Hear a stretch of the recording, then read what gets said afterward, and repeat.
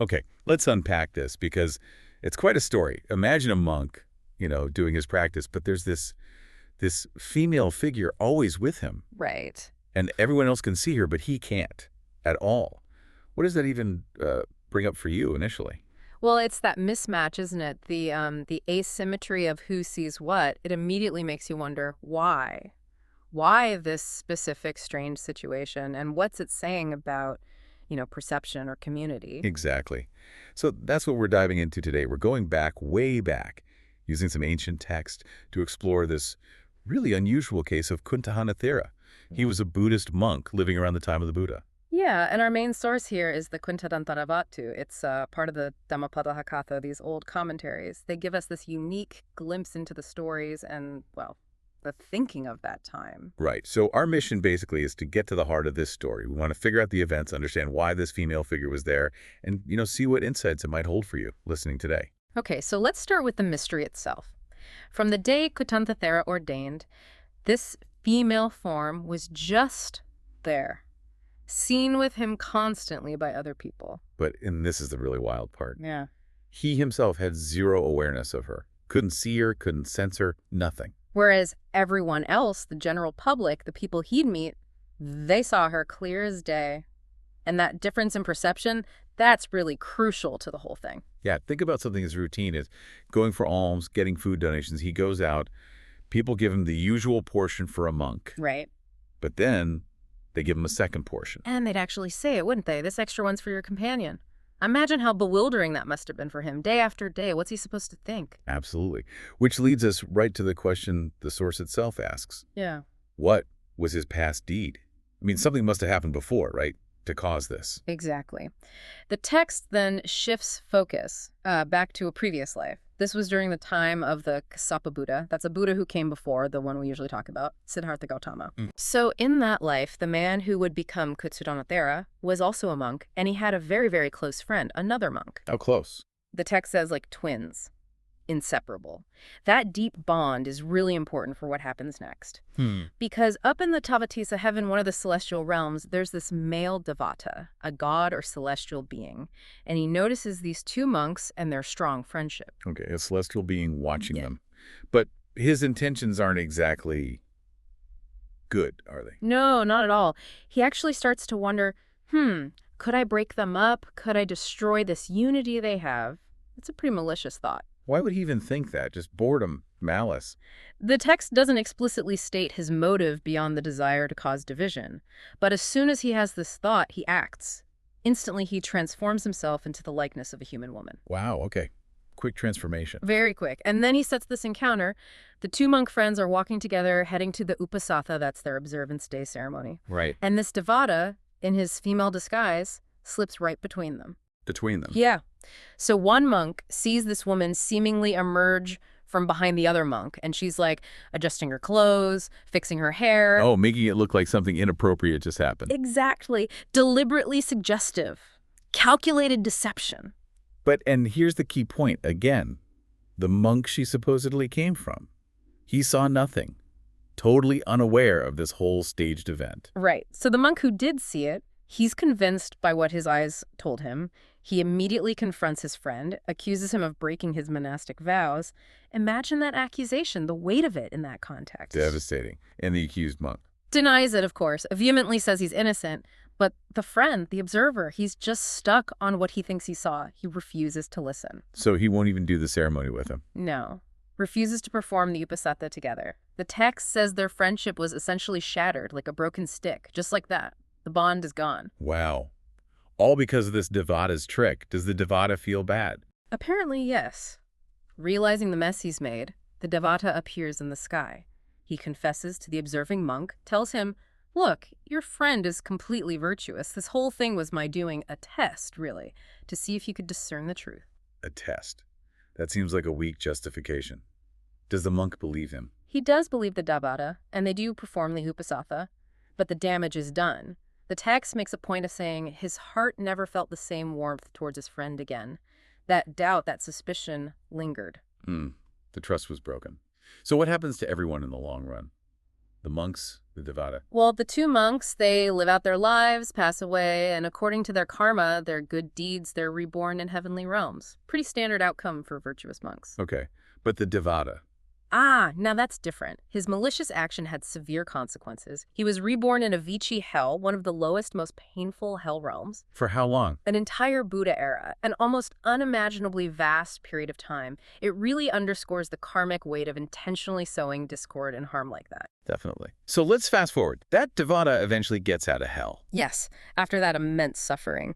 He's eventually reborn as a human back on Earth in Savatthi during the time of our current Buddha, Gautama. He chooses the monastic life again, ordains, even achieves higher ordination. But the past catches up, right? It does. From the very day of his higher ordination, this female form starts appearing with him, the one everyone else sees. A phantom companion. Exactly. Presented as the direct karmic result, the echo of that past action where he falsely created the appearance of a woman to break up those friends. And that's why he gets the name Koṇḍadhāna. Precisely. The name itself becomes tied to this strange phenomenon, a constant public reminder of his past. You can only imagine how the other monks felt about this. This must have caused quite a stir. Oh, absolutely. Huge unease in the Sangha, the monastic community. They see this woman constantly with him, and they start worrying. Worrying about what specifically? About reputation, mostly. How does this look to the lay followers, to the public?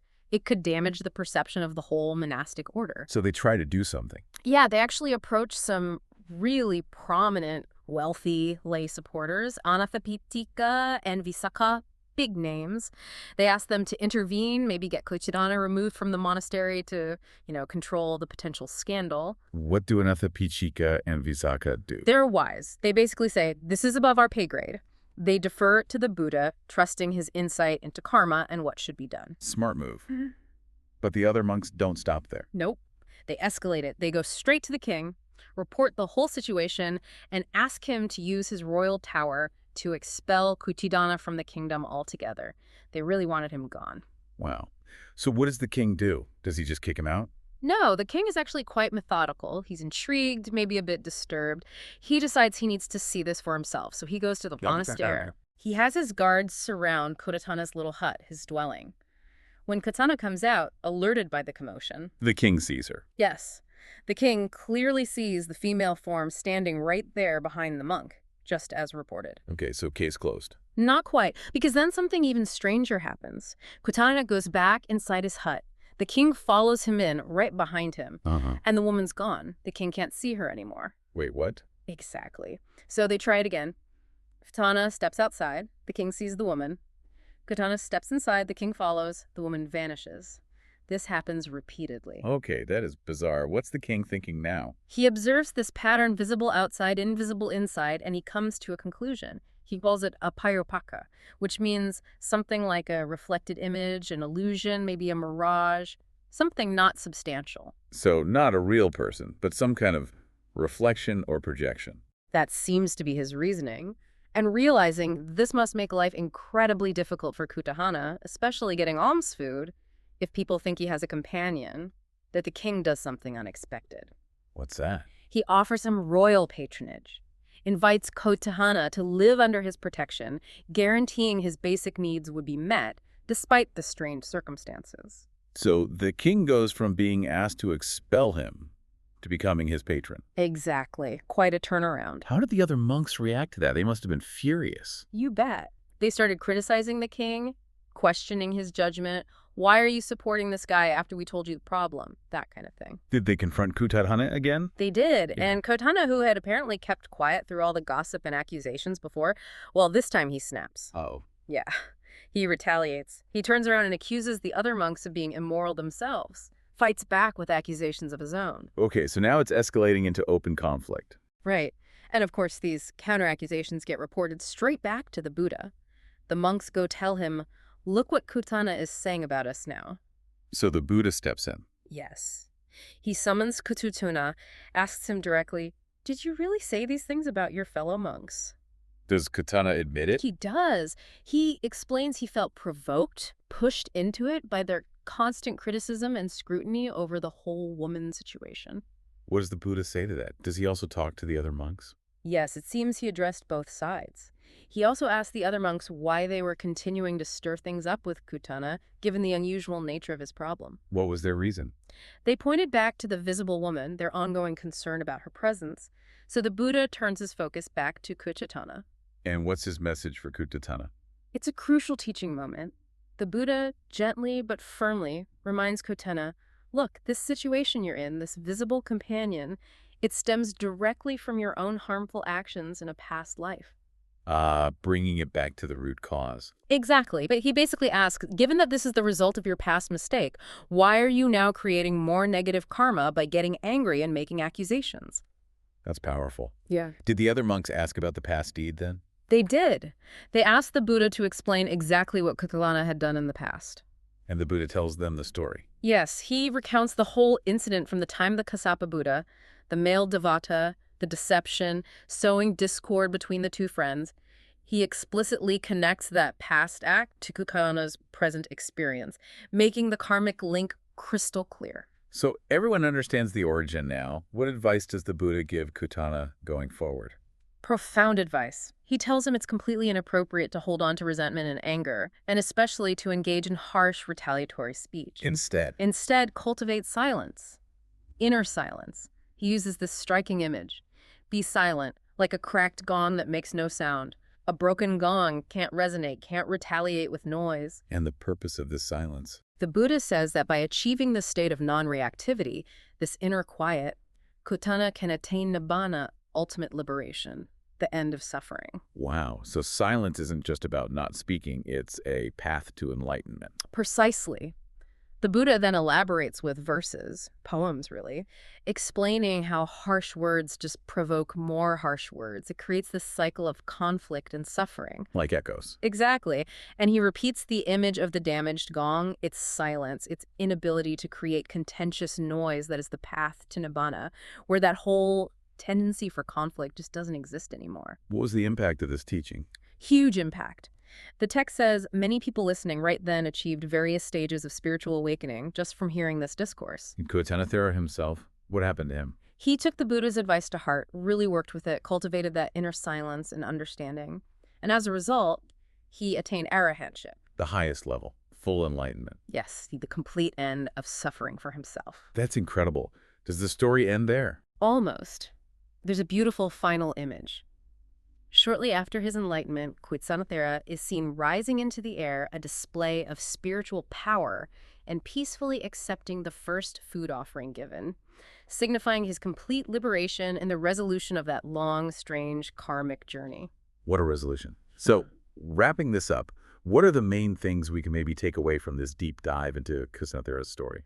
Well, several things stand out, don't they? First, it's a powerful, almost stark reminder about karma, how our actions, especially our intentions, can have consequences that ripple out for a very, very long time, even across lifetimes. Yeah, that Avicii hell part really drives that home.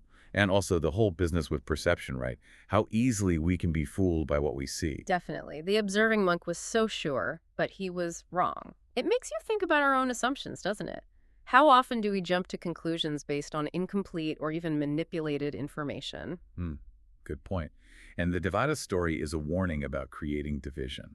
Absolutely. Deliberately breaking bonds, causing conflict within a community, the story shows that as incredibly harmful, leading to immense suffering for the perpetrator. It highlights the value the tradition places on harmony. And then there's the final part, the power of the Buddha's teaching, the focus on speech, on silence. Right. How skillful communication or even skillful silence and cultivating that inner peace, that non-reactivity, is presented as the direct path out of suffering. Even out of seemingly bizarre karmic binds like Kuttadhana's, it shows transformation is possible. So for you listening, maybe think about your own life. How often do misunderstandings pop up just based on how we interpret things, what we think we saw or heard? Yeah, and how quickly can words, maybe spoken in anger or defensiveness, just make things worse, creating those negative cycles the Buddha talked about. It also makes you wonder, doesn't it? Could some of the challenges or strange patterns in our own lives have deeper roots, maybe in past actions or habits of mind we aren't even fully conscious of? That's the really thought-provoking part, which leads to the final question for you, perhaps. Thera found his way through the Buddha's guidance. So, how can you cultivate more awareness in your own life, more skill in how you communicate, a deeper understanding of cause and effect. What might be subtly shaping your experiences right now, and how can you navigate it all with, a bit more wisdom and maybe compassion, both for yourself and others? Something to reflect on?